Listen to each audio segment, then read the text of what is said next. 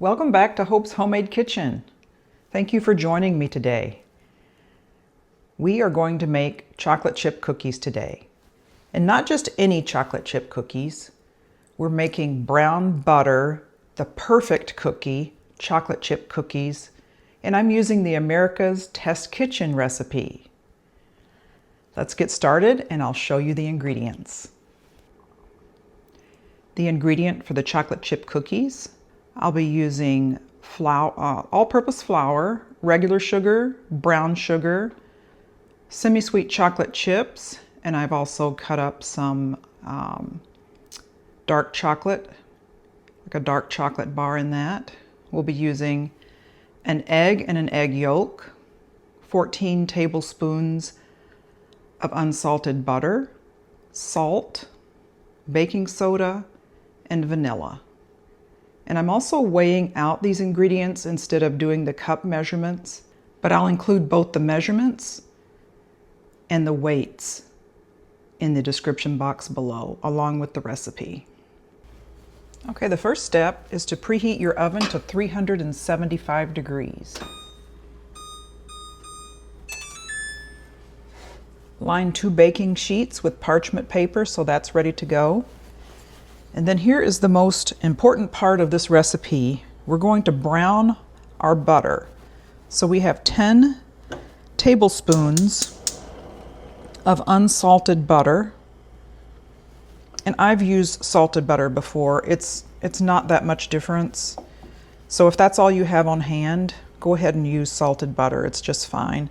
You might just want to cut back on any salt that the recipe calls for otherwise. So we're putting it on about medium-high heat.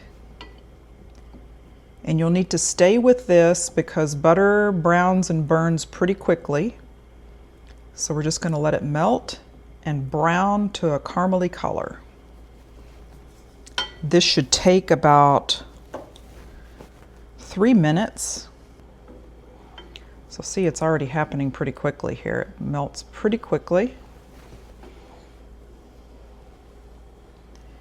And you'll see it'll start foaming up. Just stick with it. I would stir it really the entire time because it can get away from you pretty quickly.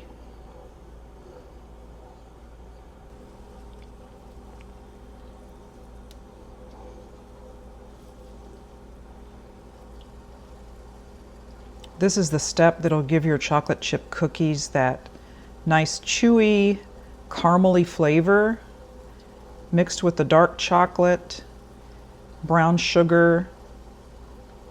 It's really good.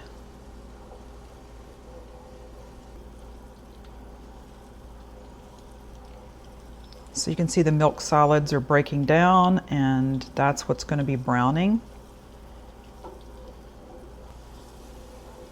And you really just want it to be like a rich caramely color. And once that happens, you'll just remove it from the heat. And then we'll add it to a mixing bowl. So you see the upper layer of the solids have kind of dissipated.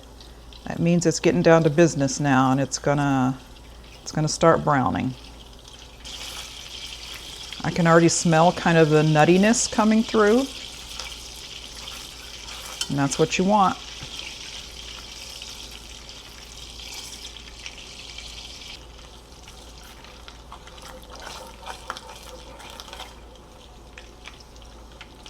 Okay, you can see it start to brown a little bit now.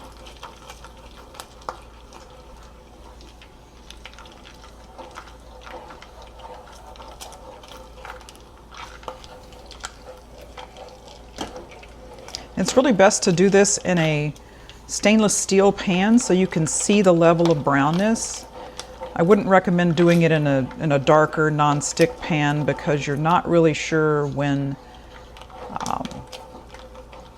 you know, the level, and it's almost like it's too easy to burn in that way.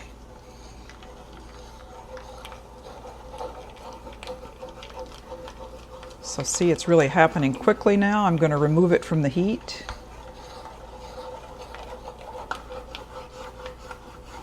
Just scrape that up if it's sticking. So it's starting to smoke a little bit, so that's gonna be just right. So I'm gonna put it into a mixing bowl. So I poured the butter into a mixing bowl and it just smells wonderful. I'm gonna add 4 tablespoons of unsalted butter to it and let it melt into the mixture.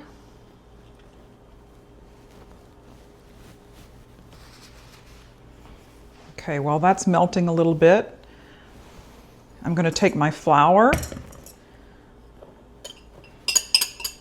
put it into a mixing bowl. That's 1 3/4 cups of all-purpose flour, or 8 3/4 ounces. I'm adding 1/2 teaspoon of baking soda.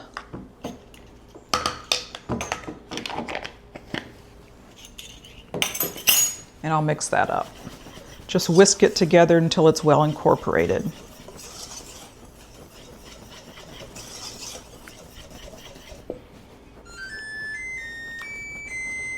Our oven's ready to go. All right, so just keep stirring this until it is melted. I cut that up and assist it a little bit. Okay. Now the next step, I'm going to be whisking in the brown sugar and the regular sugar. So I've got 3/4 cup of packed brown sugar, or by weight, it's 5 1/4 ounces. 1/2 cup of regular sugar, or granulated sugar, by weight is 3 1/2 ounces.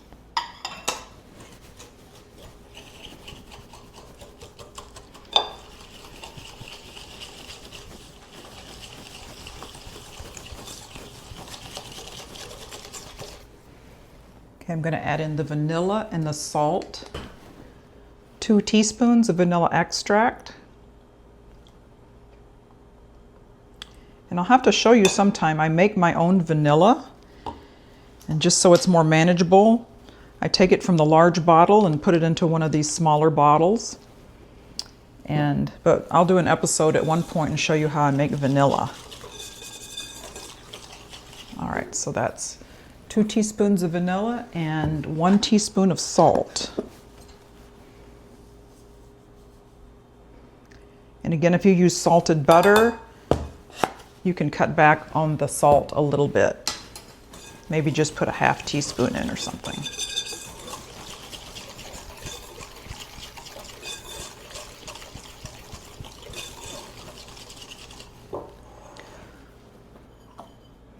So now I'm going to crack 1 egg and an egg yolk.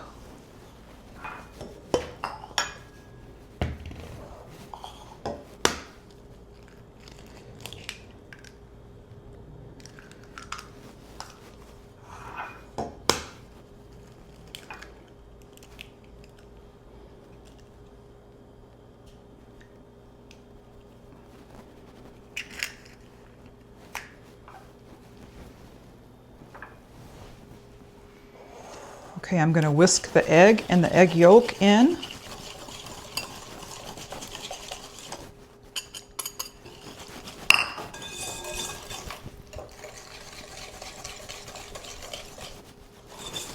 I'll mix that up for about 30 seconds.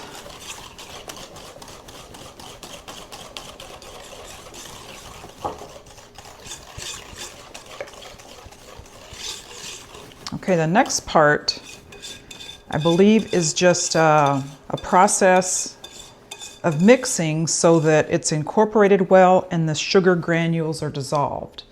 So you'll want the mixture to stand for about 3 minutes and then come back and mix it for 30 seconds and do that twice. It may seem unnecessary, but it's just part of the recipe, and it just builds in and makes sure that sugar is well dissolved.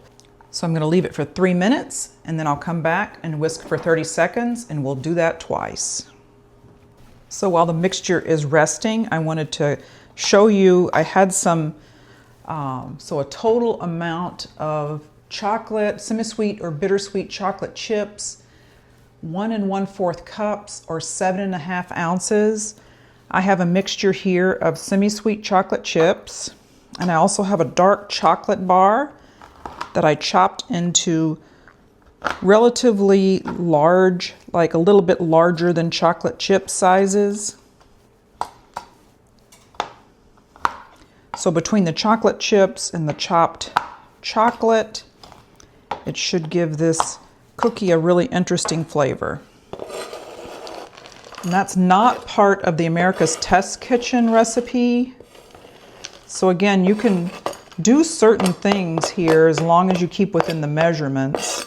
You can kind of make it your own. The America's Test Kitchen recipe also calls for nuts, and I can put that in the description box below, but I'm going to leave nuts out of my recipe today. Okay, so it's been 3 minutes. Let's give it a good mix for 30 seconds.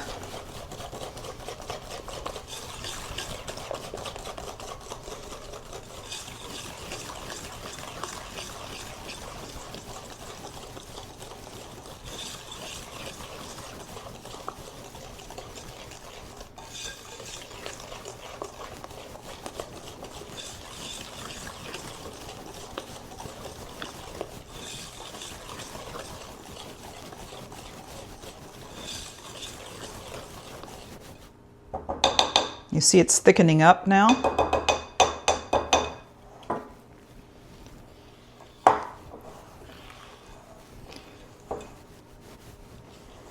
Okay, we'll let that sit for 3 more minutes and we'll come back and do it one more time. After 3 minutes, we're gonna whisk another 30 seconds. See the texture, how it's changing? You'll want the mixture to be smooth and shiny when you're done. Okay. This is the way you want it to look.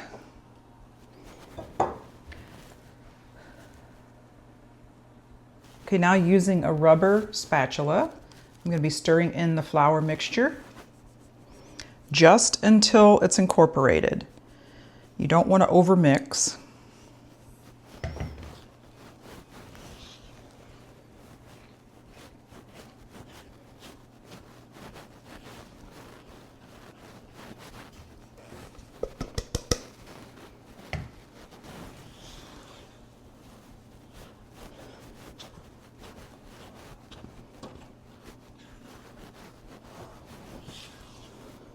I like to weigh out my ingredients, my flour and my sugar,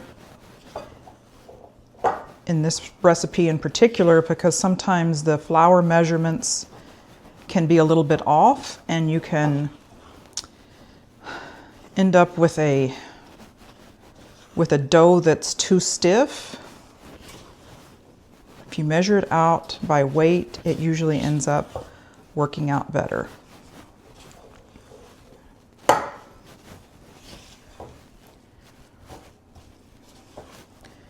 Okay, now I'm going to incorporate my chips.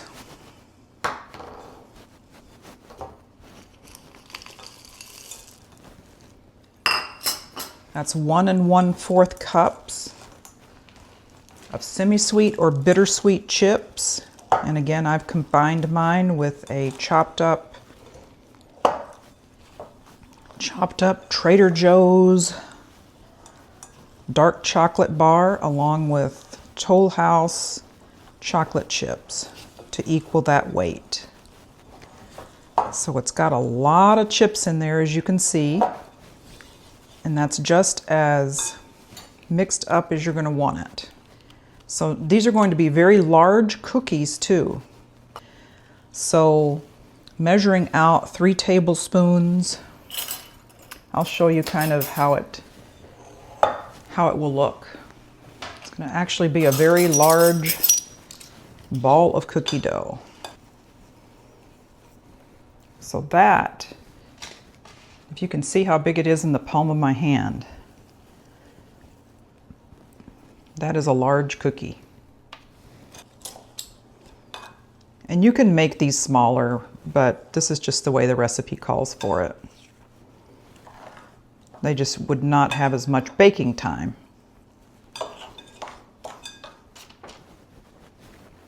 I'm only going to put 6 on a baking sheet to give them room to spread out.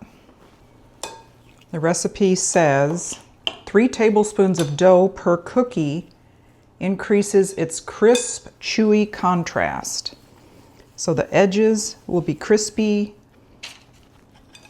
inside will be chewy, and that makes a perfect chocolate chip cookie.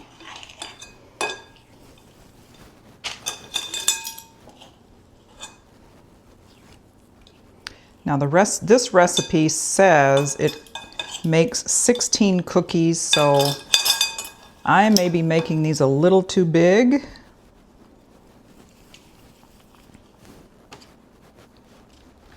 So you can measure out 16 and see how that works for you. This ended up making 13. So I could go through and steal some dough from each cookie, but I think I'm just going to leave it like it is.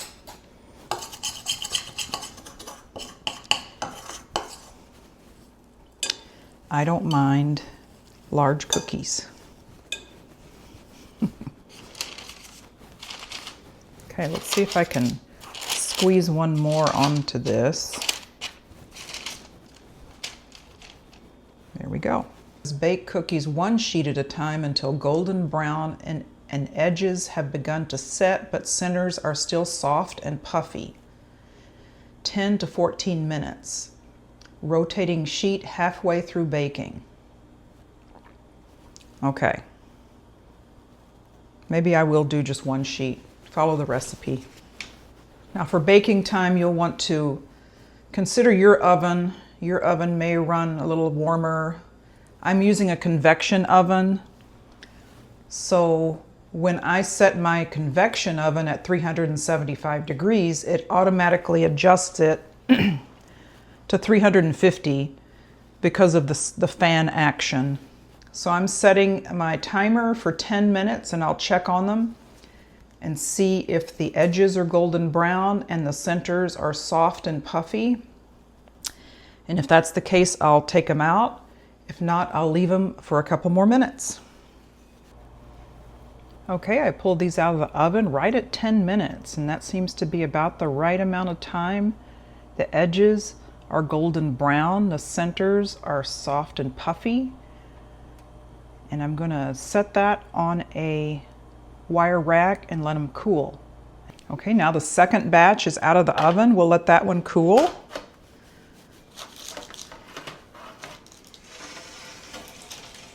In the meantime, the first batch is ready for a taste test.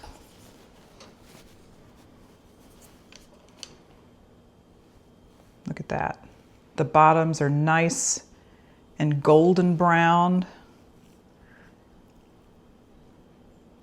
Look at that cookie. Crispy on the edges, soft in the middle. Have to get a close-up of this. Look at that, isn't that nice? For our taste test, I have my glass of milk, and we'll just try this.